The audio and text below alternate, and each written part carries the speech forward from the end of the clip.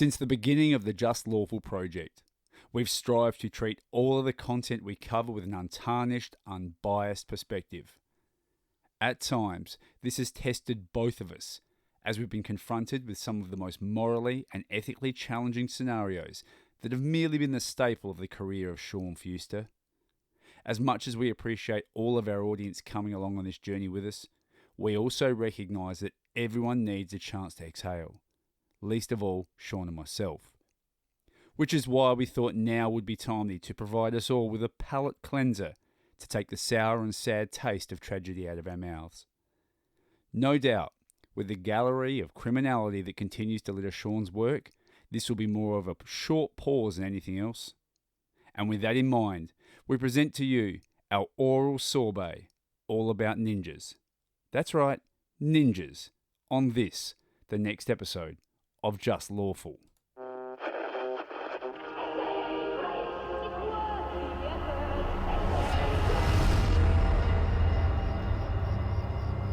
Adelaide is the perfect place to set a horror story.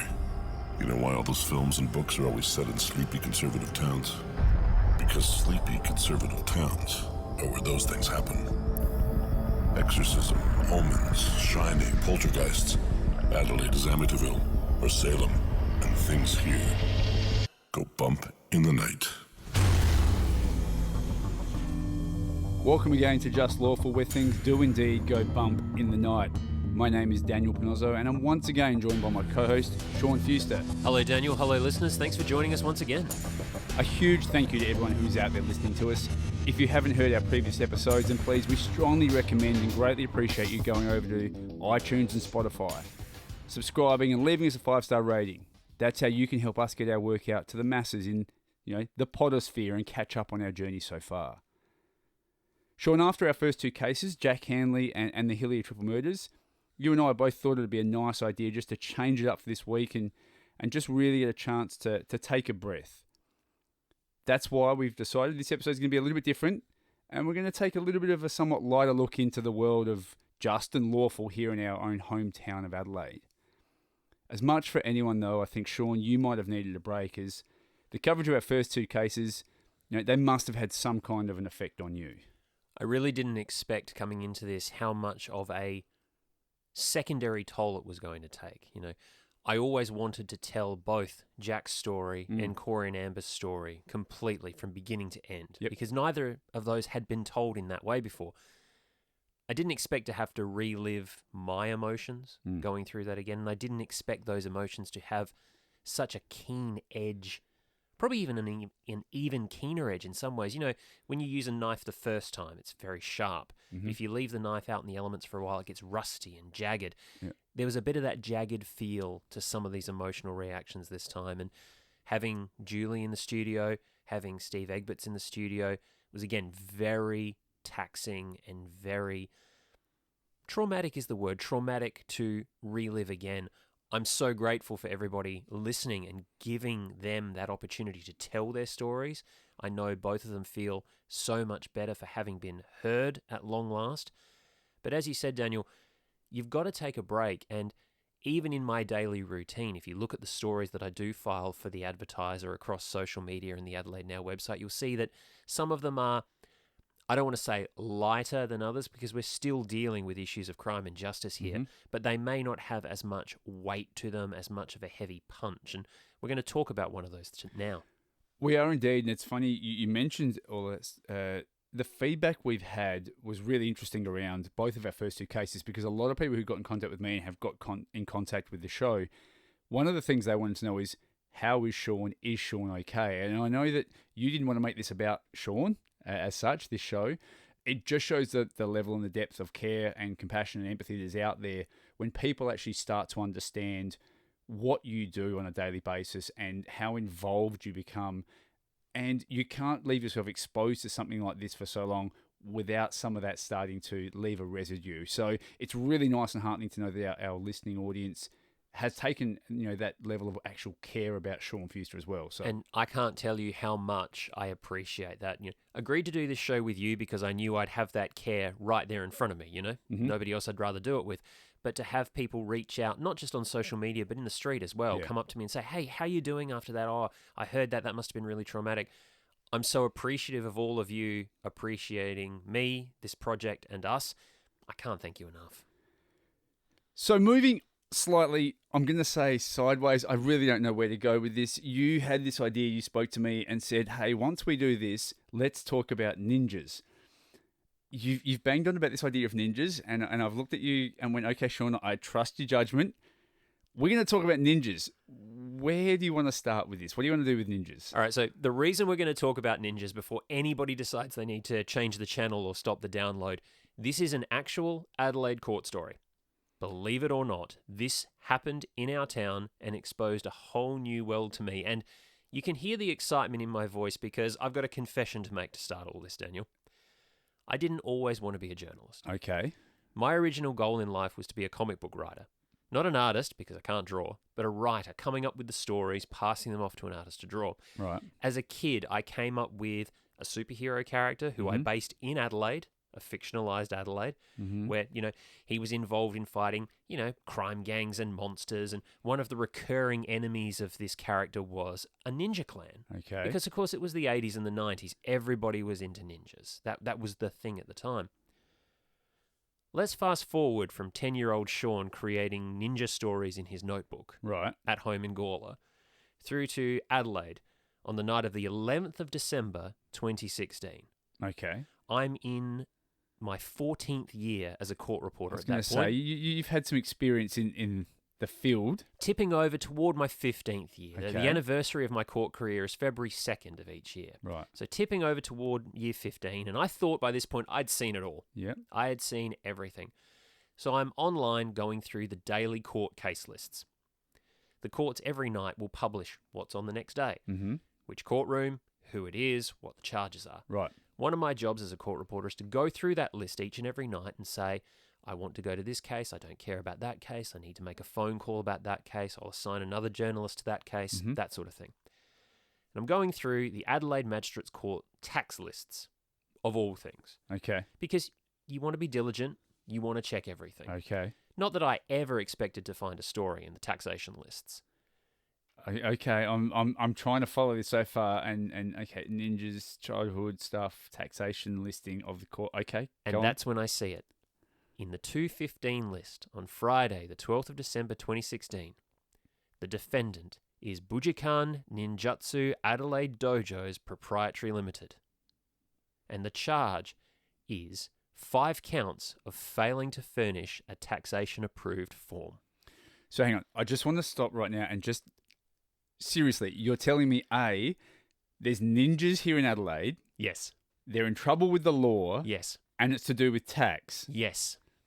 This is legit. You're not having a lend of us all here. I am not having a lend. Bujikan Ninjutsu Adelaide Dojos Proprietary Limited, 5 counts of failing to furnish a taxation-approved form. Now, everybody listening knows what I'm like. Now, you know the level of responsibility and care that I bring to my stories.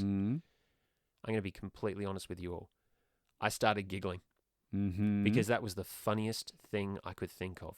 Ninja versus Taxman. I'm thinking like Godzilla versus Charles Barkley, Godzilla versus Kong. Like the story's writing itself in my head straight away. This is amazing. No, it sounds like your childhood comic book ninja in Adelaide story's writing itself, Sean. Well, yeah. That's very much the case. So I'm excited at this point. But of course, as we've talked about on this show, if you as a journalist are excited about something, that's exactly the moment you pump the brakes. Right. Because if you carry your excitement into the story, you won't be doing the story properly. You won't be giving it the coverage or the deference it may deserve. Okay. So I put that in my back pocket. I'm like, okay, I know what I'm doing tomorrow afternoon. I'm going to go to the Adelaide Magistrates Court and find out whether Bujikan Ninjutsu Adelaide Dojos Proprietary Limited is indeed a ninja clan in trouble with the taxman. Okay. As luck would have it, there was very little on that Friday. So I had time for lunch with a friend. I said to this friend, look, we can have lunch, but I've got to go at 2 o'clock. I've got to be back in court for 2:15 because there are ninjas. What did your friend say to you? This friend's known me since childhood, knows about my, we'll call them ninja proclivities, and said to me, "You're joking." I said, no, seriously, ninjas. He said, "They might not be ninjas." And my response was, "But what if they are?" Can you imagine? This is a town that has already had horrific serial killings. Yeah. It's had doomsday cults. It's had vast grand conspiracies that go all the way back into the 70s, into the depths of government.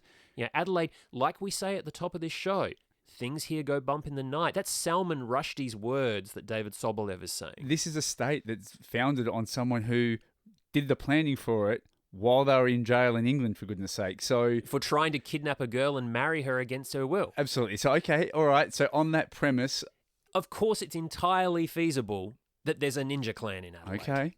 So you're having lunch with a friend In Rundle Mall, and you say to him, "I've got to go. It's ninjas." it's ninjas. And he's like, "I might come with you." Okay. So he walks me back to Victoria Square and I meet up with Campbell Brodie, Right. a now retired photographer for The Advertiser, one of the greats. Right. He says to me, "Sean, what am I doing here?" I just looked at Campbell, who I'd known for, 14, 15 years at that point, and just smiled and said, "Ninjas, Campbell. You're here for ninjas." He looked at me and he went, "This might be a bad time to mention that this is my last day before retirement. And in the ninja movies, isn't it usually the guy who's just one day before retirement that gets killed?" I'm too old for this sort of thing. Exactly. And I said, "Well, just be careful then. Like, we don't want you dying on your last day before retirement." He's like, "Geez, Sean, I'm legitimately worried now. This is feeling like an action movie." Okay, so I'm going to take a quick pause. So this is clearly the lighter side of some of the, the legal steps that you need to be involved in and the cases you cover. We're really going to delve into a story about ninja clans in Adelaide with problems with the taxman. We are. And trust me, you have no idea where this is going next. Can't wait, Sean. Can't wait. All right, Sean, you've got us. You've grabbed my attention. We're going to talk about ninjas. Now, before we get too far into this piece, I just want to, for anyone out there who's not exactly sure, we've all probably seen the hooded, cloaked, dressed up version of a ninja. It looks like they're in their pajamas running around, etc. Or they're turtles. Or they might be turtles, depending on your comic book sort of penchant.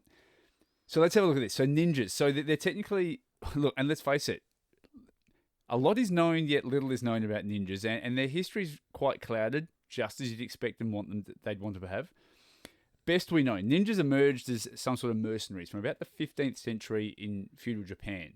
Now, they were recruited as spies and raiders and arsonists and even terrorists. So they have a history of secrecy, yet very potent violence and that sort of thing. But also honor and discipline and all the things that you'd associate with a martial art. Sure, absolutely. And they are considered masters of their fighting skills. So we have these suited assassin mercenaries here in Adelaide. We have ninja clans. We've got that established. And also, I just want to point out, they're known for being under the radar, invisible, stealthy. Correct. Yet here they are turning up on a court case list on a Thursday night in the taxation list. Okay. All right. As I said, you've got me. You've hooked me. That's as much as I'm going to give in a history. Okay. So you've left lunch. You've got to the court. Okay. How on earth did you approach this case? Well, interestingly, it began with someone approaching me. While Campbell and I are standing out the front, my friend excused himself and said he needed to, go on with the rest of his life, and he looks forward to hearing about the ninjas. Yep.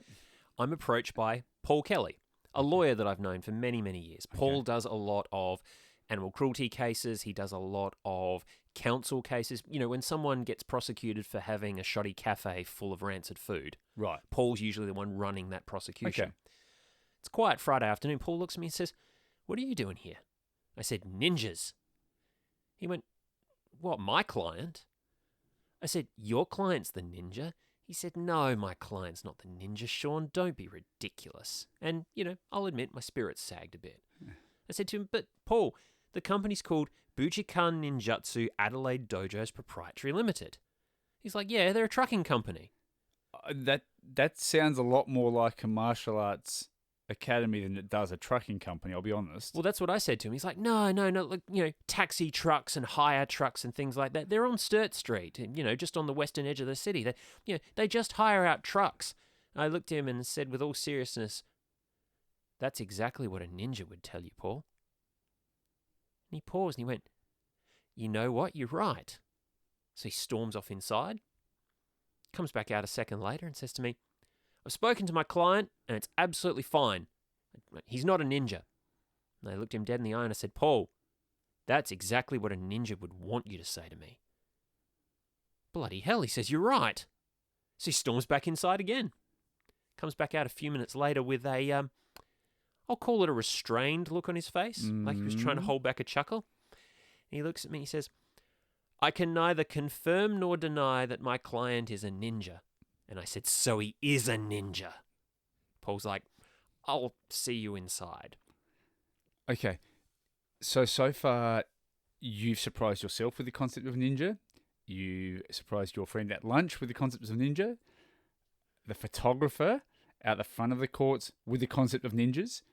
And now even the client's lawyer himself has been surprised with the idea of ninjas. I hope somebody out there's counting how many times you say the word ninja in this episode. I'm sure we'll get some feedback.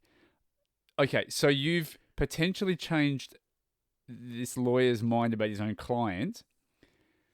What? Okay, I assume at some point you get inside. That's right.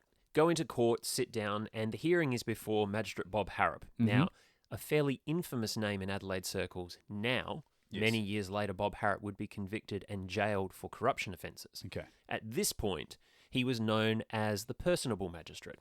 Very easygoing, very laid back. Right. And so a gentleman got up and got in the dock. Mr. Harrop asked, "Is this the director of the company?" And Paul Kelly says, "Well, he's here today to answer the charges, Your Honour." And there was another lawyer there, Callum Etheridge, for the Commissioner of Taxation, and he told the court that Bujinkan Ninjutsu Adelaide Dojos Proprietary Limited hadn't filed a tax return any time between 2011 and 2016. He said, and I quote, "The ATO communicated with the defendant either personally or via his taxation agent on no less than 21 separate occasions over the course of 6 years. The most recent notice was posted on May 2 this year, meaning 2016, and there was a failure to comply." Now, he did note that Bujinkan Ninjutsu Adelaide Dojos Proprietary Limited had since paid back all of the taxation it owed. But that didn't change the fact that it still actually hadn't filed a return at any time.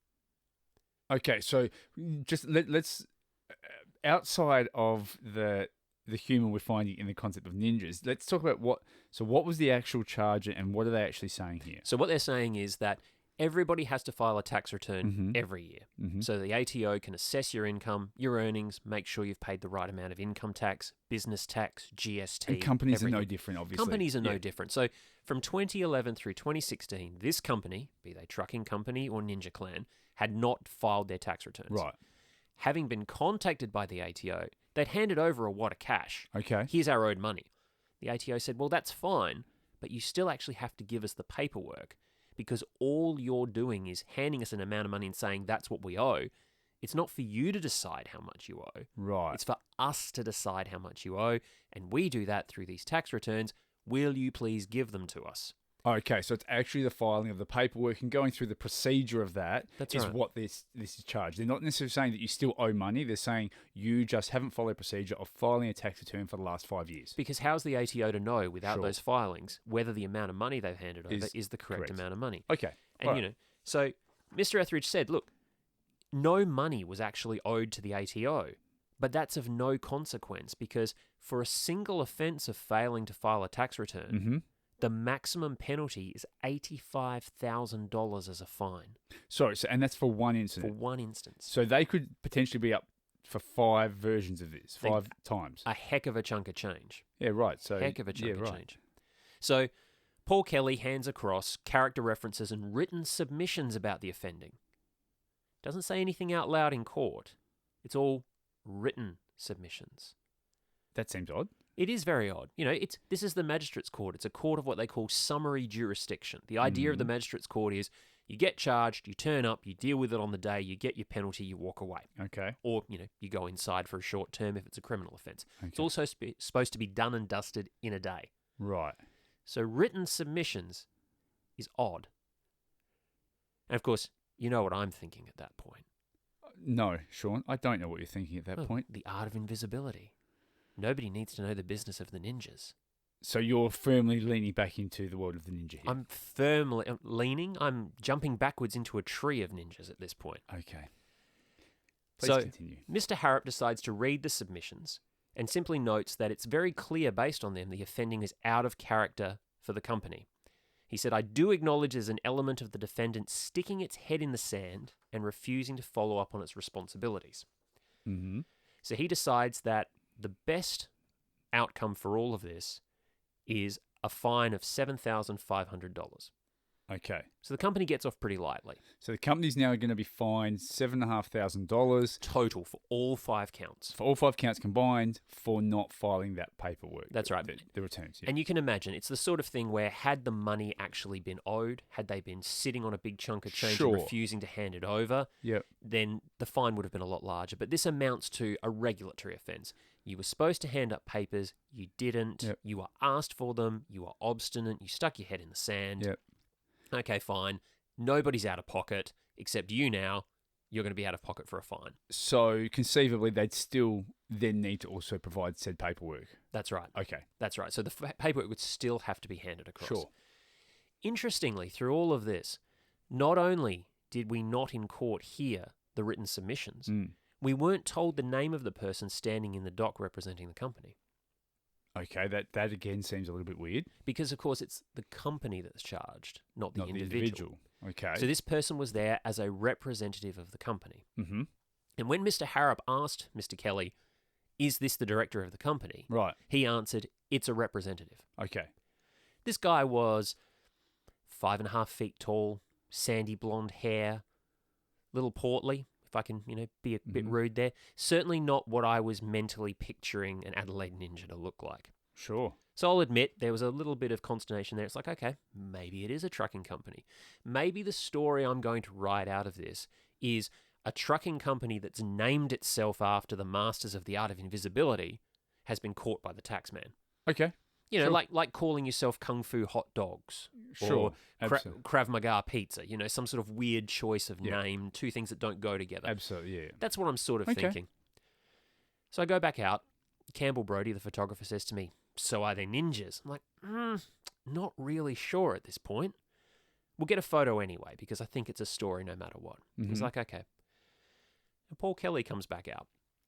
And he comes directly, if you've seen the Adelaide Magistrates Court, and if you haven't, go on Google Images and check it out.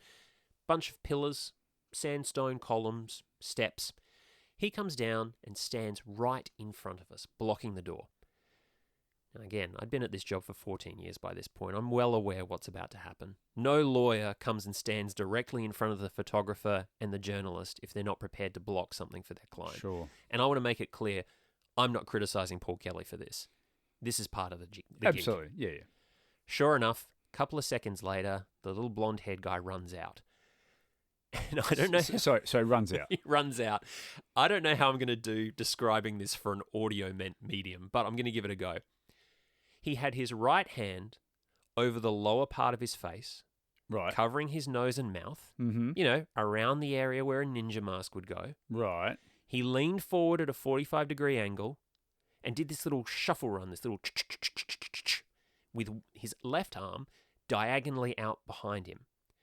People of a certain age will know that as the Naruto run, after a very famous Japanese comic book and cartoon about ninjas.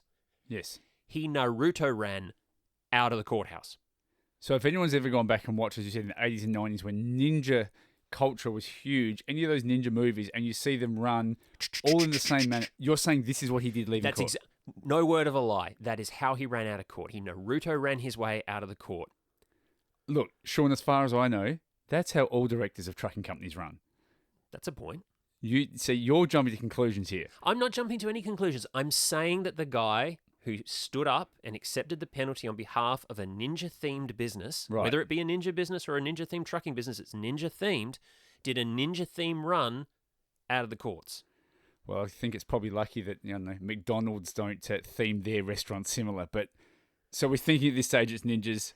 Look, I'm still 50-50 at this point, but I know how I'm going to find out. Okay. Daniel, I see the look on your face right now, and I'm sure a lot of our listeners have the same look on their face. Okay, this is fun, this is silly, this is happy, it's a nice palate cleanser, but what does it have to do with the central theme of this show? What does it have to do with just versus lawful? And that's what we're going to get into now, because I said to you a moment ago, I figured out how I was going to find out whether this was a ninja company or a ninja-themed trucking company. Right. That's where the journalism kicks in. So it was time to get serious. Sit down and figure out who this business was.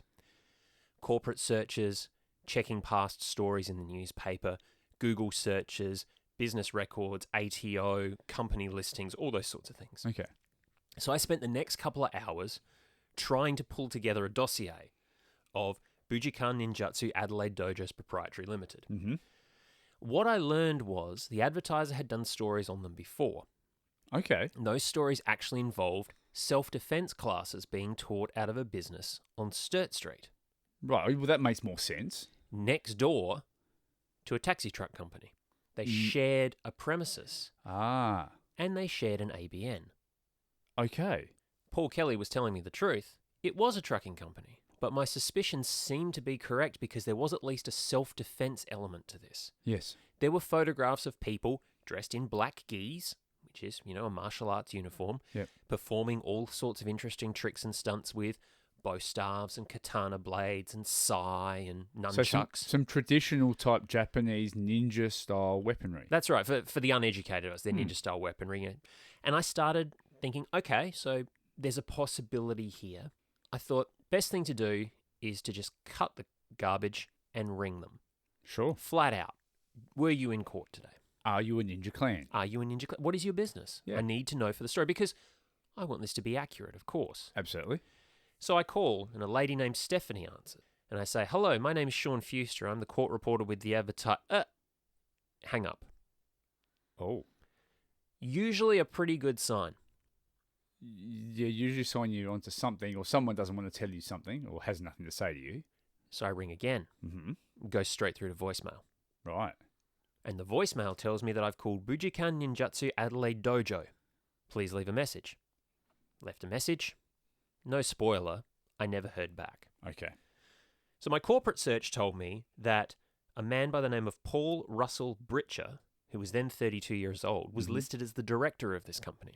Now, is that the director of the trucking company or Bujikan Ninjutsu? The answer is yes, Okay. both. Right. Okay, because they share the ABN. There so- wasn't a lot of corporate separation between Sure. these two entities. They weren't really able to be pulled apart. Mm-hmm. But that wasn't the only thing I found during this corporate records search. Mm.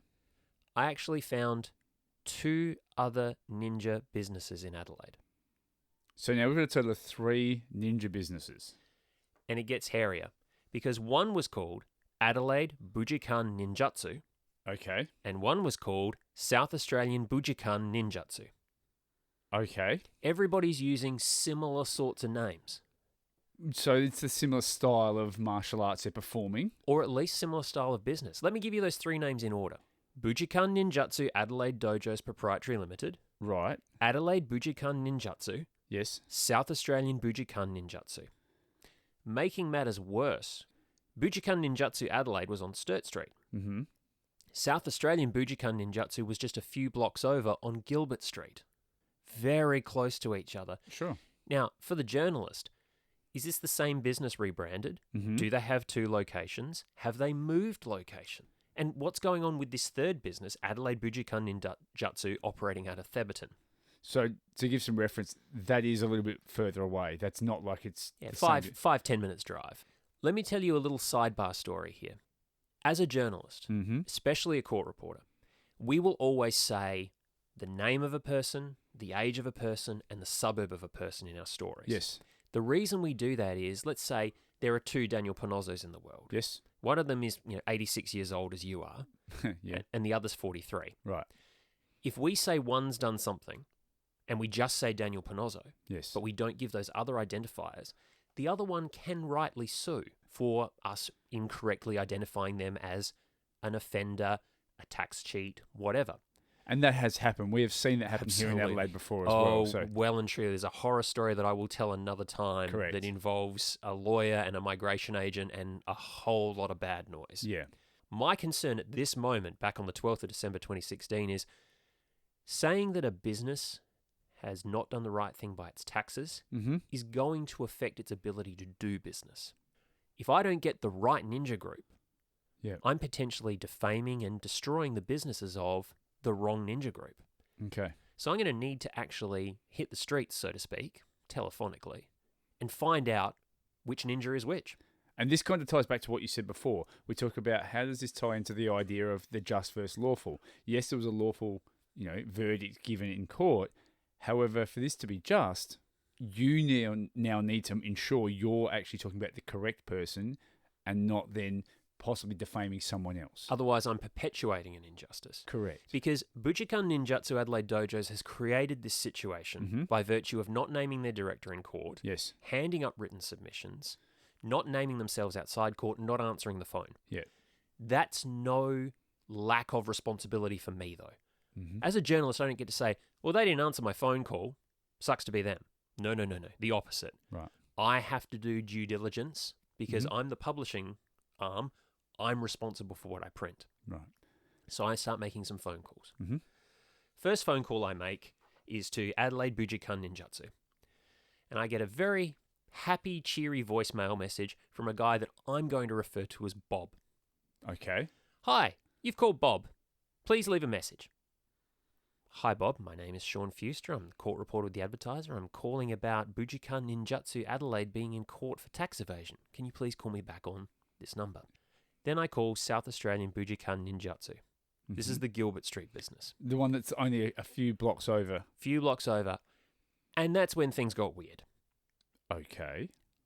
I was treated to, that really stereotypical dong dong dong dong sort of noise that you hear in martial arts movies. Oh, goodness me. Yeah. So instantly I'm like, ooh, what's going on here? And a pre-recorded voice tells me, hello, welcome to South Australian Bujinkan Ninjutsu. The following is a 5-minute pre-recorded message. At the end of this message, you will be given a phone number to call and a code word. Use that code word and that phone number to book your first step on the path of the ninja. So we are now really, truly delving into the stealthy, hidden kind of idea of ninjas. What we were delving into was a 5-minute lecture on the way of the warrior, Okay. the path to peace through martial discipline, the true purpose of mastering a martial art, which is to become non-violent, lad, complete with waterfall sounds, wind, chimes, more of that dong dong dong dong noise. Now, for anyone who may not know Sean as well as I know Sean, as much as your journalistic integrity was kicking in here, I absolutely know you were loving every minute of this phone call. I put it on speakerphone so the rest of the newsroom could hear it. Right. And everybody gathered around. We could not believe it. Combined 300 years of experience in journalism, all listening to this message. And I'll be honest, we were corpsing about laughing. Yeah, clandestine at the end, code word, second phone number. So no doubt you got this phone number and code word. I got the phone number, I got the code word, I rang the new number, and it was, again, welcome to South Australian Bujinkan Ninjutsu. Thank you for listening to our message. Please leave your number and the code word at the tone and someone will call you back. So I left my name, I left the code word, which I'm not going to share here. You'll have to ring them yourselves if you want to hear that. And asked them to call me back about the story. Why on earth would you deny anyone else the pleasure of that 5-minute phone call, Sean? So you've got 2 outstanding phone calls that you've made. Did you get response from these? I didn't. And of course, again, we're talking about a Friday afternoon. Okay. So I had to say to my editor, look, this sentence I never thought I'd have to say. Hey, boss, you can't have the ninja story today. At this point of this story, I've become accustomed to that. Like, from everything else you've had to explain to other people about ninjas by now, and I know it's the first time your boss would have heard it. For me, I'm like, yeah, it makes sense. Yeah. So we agreed to put off the story and wait. No other media had it. It was a story no matter what. We'd wait and hear back from these 2 people. I go home and about 6:30 that night, I get a phone call back on my mobile. Hey, this is Bob. Sorry I couldn't answer you earlier. I was at my son's cricket match. what can I help you with? I said, okay, there's no delicate way of asking this, Bob. Are you a ninja? And he laughed and he said, well, yeah, I am. I said, great, you're the first person today that's been prepared to admit that to me. He's like, what's all this about? I said, well, first of all, Adelaide Bujikan Ninjutsu, that's your business? Yeah, that's my business. And you're a ninja. He's like, yeah, we're like any other martial arts club. Yes, we study ninjutsu. Yep. That is our art. We are disciplined. We are passionate. We are, true believers in what we learn and our entire lifestyle. But we're a martial arts club. Right. We get together, we train together, we fitness, activity, sport. We run classes for women. We run classes for kids. It's a normal martial arts club that just happens to be about the very important art of ninjutsu. Okay. I said, great, thank you. First straight answer I've gotten all day. His response is, oh, you've spoken to the others, have you? So it's known. I said, okay, the others. I said, I've been hung up on at Sturt Street. He's like, yep, that doesn't surprise me. I said, and I've listened to, and he goes, a 5-minute pre-recorded message. I said, oh, you know this story. He's like, yeah, we all trained together once upon a time under a sensei, under a teacher, and we all now run our separate businesses here in Adelaide. I said, so rival ninja clans? Oh, no. And he laughed and he said, look, yes, that's putting it far too highly, but yeah, basically we are rival businesses to one another. I said, okay, so if I talk to you about Bujikan Ninjutsu Adelaide Dojo's Proprietary Limited, are they a ninja company? He's like, yes, they are. Self-defense, same as us. Different style, different philosophies, but the same as us. I said, great. That's the question I needed answered. He said, why did you need that question answered? So I told him, and Bob's response was, oh, is there any way you can leave us out of this story? I said, unfortunately not, because I need to show, for journalistic integrity reasons and for legal reasons, that you're different people. He's like, all right, well, can you include a line, please, that we are in no way connected? Absolutely, Bob. Very happy to do that for you. Okay, so Sean, at this stage, the young Sean Fuster is going absolutely berserk with the idea of rival ninja clans here in Adelaide. His childhood comic book idea is coming to life. Goodness me, Sean. How on earth is this going to end up? Okay, Sean, rival ninja clans have been confirmed in Adelaide. You've spoken to one of these ninjas who's admitted he's a ninja. What next? I would love to be able to publish just on that. Mm-hmm. But number one, Bob has only given me one on-the-record comment. Yep. And number two, I still need to hear back from Mr. 5-minute pre-recorded message. And you're expecting that's going to occur? Well, I've given the code word. This is true. That was the rule. I listened to the lecture. I gave the code word. The very least he could do is give me a call back. Well, it stands to reason. And fortunately, he did. Okay. And it was a very, very short phone call. All he wanted to say was, the Sturt Street business has literally nothing to do with us. We study the same martial art. However, that's all the connection we have with one another. We don't interact with each other at all.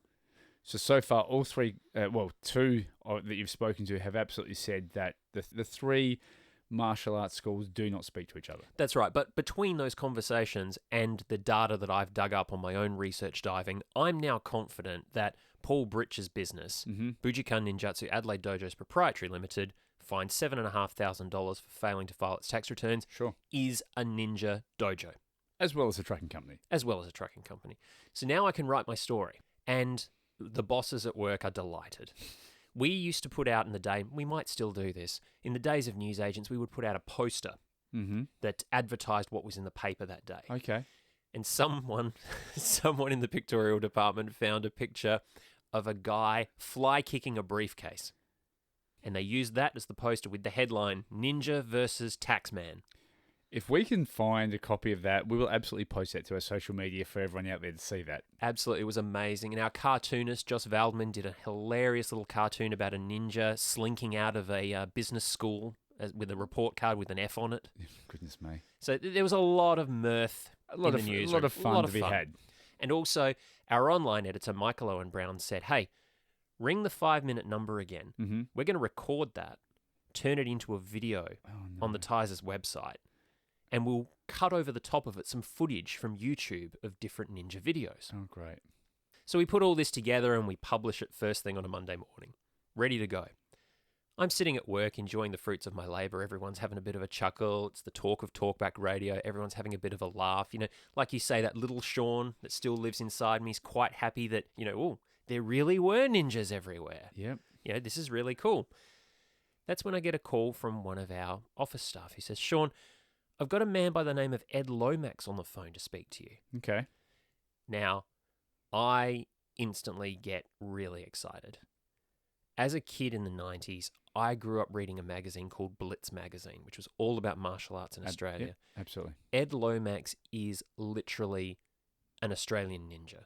One of the first Australians, if not the first Australian, to travel overseas to actually study the art in Japan. He's not just a sensei, a teacher, he's a shihan, which is like really, really high up. So credibility. Absolute credibility. Sure. And, you know, I used to have this man's posters, not up in my room, but like in my magazines. I read articles about him. So I quickly answered the phone and said, oh, Sensei Lomax, thank you very much for calling me. He says, oh, you know who I am? Yes, sir, I do know who you are. What can I do for you? He said, yeah, look, I read your article this morning and I've got a slight problem. Your video that you've put up on the internet actually has extracts from my classes in it. Oh. I am not involved in this in any way, shape, or form. Imagine how I felt. Yeah. I've spent 3 days trying to make sure that in no way, shape, or form do I link the wrong ninja group to this offence, and we've fallen at the last hurdle because of a video. And not just any video, a video of a man that is upheld as probably the ninja of ninjas in Australia. I've basically tugged on Superman's cape. Completely accidentally. I am embarrassed. I am mortified. I am really upset. Fortunately, Sensei Lomax, very calm individual. He says, Sure. look, if you can just go into your online story and add a line saying that I'm in no way involved in this, that would be great.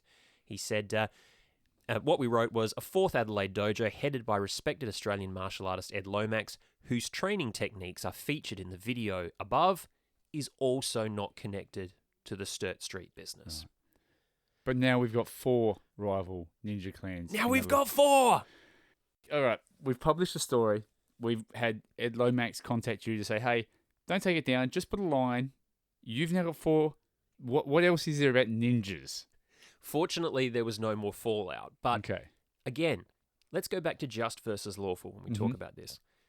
The lawful response to this entire situation was that, yes, Bujikan Ninjutsu Adelaide Dojo's Proprietary Limited were fined $7,500. Right. That's lawful. What's also lawful is handing up written submissions. It's also lawful to send a representative in your place rather than you appear personally. But let's look at the outcome of what could have happened. I said to you at the very start of this that as a journalist, when you're excited, that's the time to pump the brakes. What if I hadn't pumped the brakes? What if I'd let that excitement carry me through? What if I'd just said, ninjas, wee, and written a story? We now know that there were 3 other businesses that would have been affected by that negatively. Ed Lomax, world-renowned and world-respected, would have had his reputation tarnished. Bob the Cricket Ninja, his business, training women and kids and adults of all ages, would have been affected. Sure. Even Mr. 5-minute recorded message, who's very clearly trying to guard his business and make sure, look, we joke about that message, but what a great way to make sure that you don't just have Johnny-come-latelys and lagabouts. Absolutely. Keeping a certain level of decorum, in their control clientele. in the clientele. So all these men are trying to protect their businesses properly. They almost all suffered an injustice because the first member of this little troop wasn't prepared to come to court and front. Now, I make no criticism of him for that. He's allowed to. So he acted lawfully in that situation. Acted lawfully. Sure. But this is a situation where acting completely within the law can have an unintended consequence of injustices for others. Sure. So as funny as it is to talk about Adelaide warring rival ninja clans, as giddy, as excited as I was, as much as I like to tell this story at dinner parties, you know, this is my go-to dinner party story. This is the situation where you have to think about those broader issues. Yeah. Because even in the most ridiculous thing of ninja versus taxman, if you don't exercise some control, some thought, some decorum, you're going to end up besmirching the wrong people. Yeah, right. We've got through that. There is a footnote to this ninja story, however. There's one more little piece of ninja business. A few years later, you, our very good friend Pontip Sonthavong, and myself Yep, Pontip, good friend of the show. are on one of our little drives around Adelaide hunting for knickknacks, paraphernalia, collectible toys and stuff. And we pull up at a particular place that Pontip likes to visit, and there's a sausage sizzle set up. Mm-hmm. And the sausage sizzle has a full suit of Japanese samurai armor out the front. And I looked at that, and I looked at the two of you, and I said, I reckon that's Bob the Cricket Ninja. I reckon that's a ninja sausage sizzle. You and Pontip were understandably very vexed with me, but I insisted. You mean giving you the same response you'd got all those years before when you were trying to give the idea of ninjas to everyone you spoke to? Pretty much, yeah. So I insisted we had to go buy a sausage sizzle because I wanted to try to figure out whether this was the same crew. So we go over there and we're having a bit of a chat with the guy behind the counter and everything and talking about his martial art, talking about his passion, things like that. And finally I mustered up enough courage to say, so I actually think I spoke to you or someone from your dojo years ago. Oh, really? Yeah, my name's Sean Fuster and yada, yada, yada, blah, blah, blah. And he looked at me and he shook his head and he goes, oh, I really doubt that was us. It must have been some other ninja business. I really don't think that was us.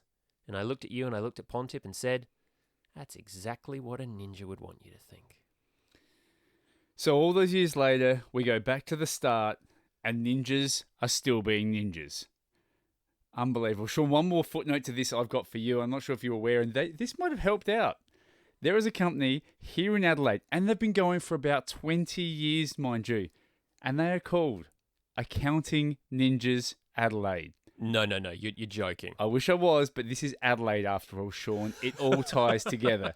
And this company, and I must say, we are not getting paid. This is not a paid sponsor advert or anything like this. This is just you doing your Rain Man research. Absolutely. And I just couldn't believe, and they actually use a little ninja emoji as part of their advertising. They are accountingninjas.com.au, but they call themselves I couldn't believe it. Sitting here in Adelaide, no less. So, look, I'm sure if you've got some accounting needs, go see these guys. They are in no way, as far as we know, connected with any of these clans that Sean's talked about, but I'm sure they do an amazing job. But I just thought that was another piece of just Adelaide being Adelaide.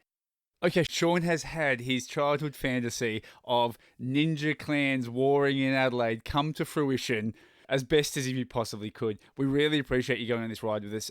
This has been, as we said, our little sorbet to just cleanse the palate from where we were for our last couple of cases we've covered to where we're going. In between that, we're going to do another version of this, which we call Ask Sean Anything. So with that in mind, justlawfulpodcast@gmail.com.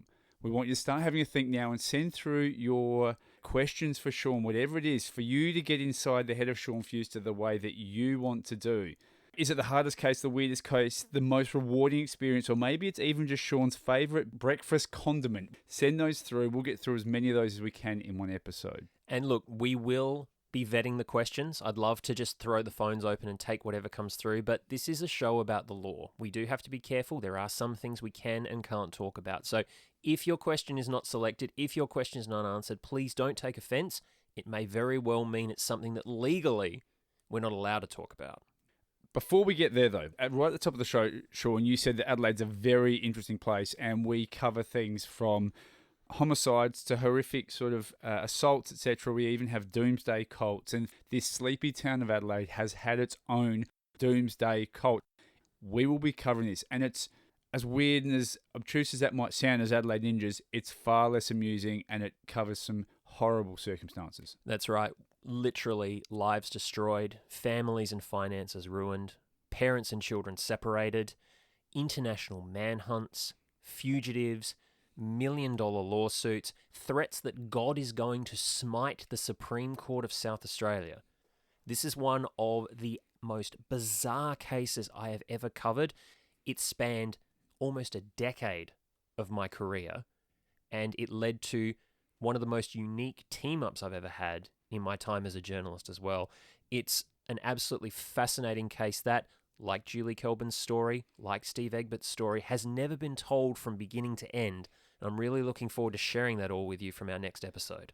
Until we get there, we want to thank everyone who's listened to our broadcast, whether that's been on 5AA or you've heard the podcast on iTunes and Spotify. Please, as we say, go in there, rate, review, subscribe, tell your friends about us. Help us get our message and our work out to the podosphere, as we like to say.